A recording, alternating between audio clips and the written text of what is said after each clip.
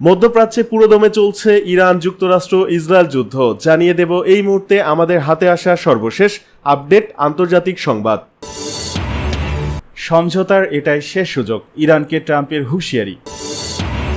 ট্রাম্পের হুমকি এবং ইরানের পাল্টা হুঁশিয়ারি, মধ্যপ্রাচ্যে চরম উত্তেজনা তুঙ্গে। যে কোনো হুমকি মোকাবেলায় প্রস্তুত আইআরজিসি, কমান্ডার মোহাম্মদ কারামির কড়া হুঁশিয়ারি। লেবাননে ইসরায়েলের ভয়াবহ ফসফরাস বোমা হামলা। ইসরায়েল সংযুক্ত আরব আমিরাতের বিশাল অস্ত্র চুক্তির গোপন নথি ফাঁস। রাশিয়া ইউক্রেনের পাল্টাপাল্টি হামলায় একদিনে নিহত ২৬। এতক্ষণ শুনছিলেন সংবাদ শিরোনাম, এখন থাকছে বিস্তারিত। সমঝোতার এটাই শেষ সুযোগ, ইরানকে ট্রাম্পের হুঁশিয়ারি। যুক্তরাষ্ট্র ও ইরানের মধ্যে উত্তেজনা অব্যাহত থাকায় নতুন করে কড়া বার্তা দিয়েছেন মার্কিন প্রেসিডেন্ট ডোনাল্ড ট্রাম্প। সমঝোতার জন্য এটি ইরানের শেষ সুযোগ বলে হুমকি দেন তিনি। বার্তা সংস্থা আল জাজিরার এক প্রতিবেদনে তথ্য জানা যায়। একই সময় হরমুজ প্রণালীতে আরেকটি তেলবাহী জাহাজে হামলার অভিযোগ সামনে এসেছে, যা বিশ্বের অন্যতম গুরুত্বপূর্ণ জ্বালানি রুটের নিরাপত্তা নিয়ে নতুন উদ্বেগ তৈরি করেছে। সোমবার সামাজিক যোগাযোগ মাধ্যমে ট্রাম্প ইরানের নেতৃত্বকে অবিশ্বাস্যভাবে দ্বিমুখী বলে মন্তব্য করেন। ইরানের পক্ষ থেকে আলোচনার বিষয়ে তার দাবি অস্বীকার করার পর সামাজিক যোগাযোগ মাধ্যমে দেশটির নেতৃত্বকে নিয়ে এই কথা বলেন মার্কিন প্রেসিডেন্ট। এর আগে ট্রাম্প দাবি করেছিলেন সোমবার থেকে যুক্তরাষ্ট্র ও ইরানের মধ্যে আলোচনা পুনরায় শুরু হবে। তেহরান এ দাবি নাকচ করে জানায় বর্তমানে যুক্তরাষ্ট্রের সঙ্গে কোনো আলোচনা হচ্ছে না। পরে ট্রাম্প আরও বলেন ইরানের জন্য এটি একটি চুক্তিতে পৌঁছানোর শেষ সুযোগ, তবে তিনি একই সঙ্গে জানান আলোচনার জন্য তার কোনো নির্দিষ্ট সময়সীমা নেই, কারণ তিনি আর পুনর্নির্বাচনের প্রার্থী নন। এ বিষয়ে ইরানের পররাষ্ট্র মন্ত্রণালয়ের মুখপাত্র ইসমাইল বাগাই বলেছেন যুক্তরাষ্ট্রের সঙ্গে কোনো আলোচনা চলছে না। তার ভাষ্য, তেহরান বর্তমানে শুধুমাত্র হরমুজ প্রণালী নিয়ে ওমানের সঙ্গে আলোচনায় মনোযোগ দিচ্ছে। বাগাই অভিযোগ করেন জুন মাসে যুদ্ধবিরতি ভেঙে যাওয়ার সময় যুক্তরাষ্ট্র তাদের সব প্রতিশ্রুতি লঙ্ঘন করেছিল, তাই বর্তমান পরিস্থিতিতে ওয়াশিংটনের সঙ্গে আলোচনার প্রশ্নই ওঠে না। উল্লেখ্য, গত সপ্তাহান্তে ট্রাম্প ইরানের সম্ভাব্য সামরিক হামলার পরিকল্পনা স্থগিত করেন। তার দাবি ছিল আলোচনায় অগ্রগতি হয় তিনি হামলা থেকে সরে আসেন, যদিও এর আগে একাধিকবার তিনি ইরানের বিরুদ্ধে হামলার হুমকি দিয়ে পরে তা প্রত্যাহার করেছেন।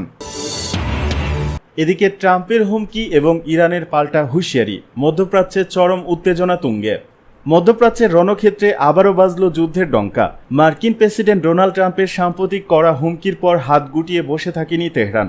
যুক্তরাষ্ট্রের হুঙ্কারকে সরাসরি প্রত্যাখ্যান করে ইরান দিয়েছে একের পর এক পাল্টা কড়া হুমকি। ফলে মধ্যপ্রাচ্যে এখন চরম উত্তেজনা আর যুদ্ধের কালো মেঘ। সম্প্রতি এক সংবাদ সম্মেলনে ও প্রতিরক্ষা অনুষ্ঠানে মার্কিন প্রেসিডেন্ট ডোনাল্ড ট্রাম্প অত্যন্ত কঠোর ভাষায় ইরানকে হুঁশিয়ারি দেন। তিনি বলেন ইরানের জন্য এখন ভালো আচরণ করাই শ্রেয়। এমনকি হরমুজ প্রণালী ও ইরানের অভ্যন্তরীণ অবকাঠামোর ওপর আরও বড় সামরিক অভিযানের পরোক্ষ হুমকি দেন তিনি। ট্রাম্প স্পষ্ট বুঝিয়ে দেন তেহরান যদি মার্কিন শর্ত মেনে আলোচনায় না আসে তবে এর পরিণাম হতে পারে আরও ভয়াবহ। তবে মার্কিন প্রেসিডেন্টের এমন হুঁশিয়ারিকে এক চুলও গুরুত্ব দিচ্ছে না ইরান। কড়া জবাবে ইরানের শীর্ষ নেতৃত্ব ও প্রধান আলোচক মোহাম্মদ বাকের গালিবাফ বলেছেন, কোনো ধরনের সমঝোতা থেকে যদি তেহরানের অধিকার ও সুবিধা নিশ্চিত না হয় তবে সেই চুক্তি বা চাপ মেনে নেওয়ার কোনো কারণ নেই। ইরান সাফ জানিয়ে দিয়েছে হরমুজ প্রণালীর নিরাপত্তা ইরানের নিজস্ব হাতে এবং আমেরিকার কোনো আগ্রাসন বা ধমকে তেহরান মাথা নত করবে না। দুই পরাশক্তির এই বাকযুদ্ধ এবং সামরিক মুখোমুখি অবস্থানের সরাসরি প্রভাব পড়ছে বিশ্ব অর্থনীতিতে। ইতিমধ্যে আন্তর্জাতিক বাজারে অপরিশোধিত তেলের দাম হু হু করে বাড়তে শুরু করেছে। সামরিক বিশ্লেষকদের মতে হামলা পাল্টা হামলার এই চেন থামানো না গেলে মধ্যপ্রাচ্যের সংঘাত বিশ্বজুড়ে বড় ধরনের জ্বালানি সংকট তৈরি করতে পারে। যুক্তরাষ্ট্র ও ইরানের এই পাল্টাপাল্টি হুমকি শেষ পর্যন্ত বড় কোনো যুদ্ধের রূপ নেবে নাকি আলোচনার টেবিলে সমাধান আসবে? আপনার মূল্যবান মতামত কমেন্ট বক্সে কমেন্ট করে জানান। যে কোনো হুমকি মোকাবেলায় প্রস্তুত আইআরজিসি, কমান্ডার মোহাম্মদ কারিমির কড়া হুঁশিয়ারি। ইরানের Islamic revolutionary guard corps IRGC স্থলবাহিনীর কমান্ডার মোহাম্মদ কারিমি বলেছেন দেশের উত্তর পশ্চিমাঞ্চলে মোতায়েন করা বাহিনী যে কোনো ধরনের হুমকি মোকাবেলায় পুরোপুরি প্রস্তুত রয়েছে। সামাজিক যোগাযোগ মাধ্যম এক্সে এক পোস্টে তিনি বলেন আঞ্চলিক বহিরাগত শত্রু বা সন্ত্রাসী গোষ্ঠীর যে কোনো ভুল হিসেবের জবাবে আইআরজিসির হামজে সৈয়দ আল সোহাদার সদর দপ্তরের অধীন যোদ্ধারা দ্রুত ও কঠোর প্রতিক্রিয়া জানাতে প্রস্তুত। কারিমির দাবি গোয়েন্দা তথ্য, উচ্চমাত্রার অভিযান প্রস্তুতি, আধুনিক প্রযুক্তি এবং সর্বশেষ বৈজ্ঞানিক সক্ষমতার সমন্বয়ে বাহিনীকে শক্তিশালী করা হয়েছে। তিনি আরও বলেন যে কোনো ধরনের হুমকির জবাবে আমাদের যোদ্ধারা সিদ্ধান্তমূলক প্রতিক্রিয়া জানাতে প্রস্তুত রয়েছে। এদিকে লেবাননে ইসরায়েলের ভয়াবহ ফসফরাস বোমা হামলা। দক্ষিণ লেবাননের একাধিক এলাকায় ইসরায়েলের সেনাবাহিনী ফসফরাস বোমা নিক্ষেপ করেছে। সোমবার লেবাননের সরকারি সংবাদ সংস্থা ন্যাশনাল নিউজ এজেন্সি এ তথ্য জানিয়েছে। এএনএর প্রতিবেদনে বলা হয়েছে, নাবাতিয়ে গভর্নরেটের ইয়ারুন ও আর্নুন শহর এবং বিন জুবাইল এলাকায় জলপাই ও পাইন গাছের বাগানে এসব বোমা ফেলা হয়েছে। এতে বড় ধরনের অগ্নিকাণ্ডের সৃষ্টি হয়েছে। একই সঙ্গে নাবাতিয়ের কাছে আলী আল তাহের পাহাড় এলাকায় ইসরায়েলি বাহিনী 2টি ক্ষেপণাস্ত্র হামলা চালিয়েছে বলেও জানানো হয়েছে। এছাড়া টায়ার শহরের বাইত আল সায়াদ এলাকায় একটি ইসরায়েলি ড্রোন থেকে স্টান গ্রেনেড নিক্ষেপ করা হয়েছে বলেও এএনএ দাবি করেছে। অন্যদিকে দক্ষিণ লেবাননে তাদের 401তম ব্রিগেডের অভিযান শেষ হয়েছে বলে জানিয়েছে ইসরায়েলি সেনাবাহিনী। রবিবার প্রকাশিত এক বিবৃতিতে বলা হয়, 91তম ডিভিশনের অধীনে থাকা এই ব্রিগেড 8 মাস আগে ওই অঞ্চলে অভিযান শুরু করেছিল।